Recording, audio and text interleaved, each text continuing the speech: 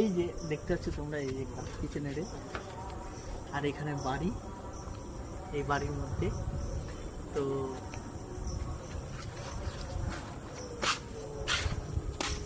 বাড়ির মধ্যে আমরা ঢুকছি।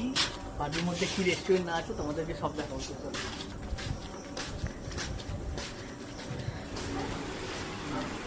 তো ওটার জায়গাটা দেখে নাও তোমরা, এই মানে বেশিটা বড় না, কিন্তু নর্মালি তোমাদের জন্য ঠিক আছে। নর্মালি অনেক লোকই আছে, টেবিল টেবিল সবই আছে, পাতে আমরা আছি এখন পাচ্ছি। তো এখন বেশি কথা না বলে খাবারটা নেয় কীরকম কী।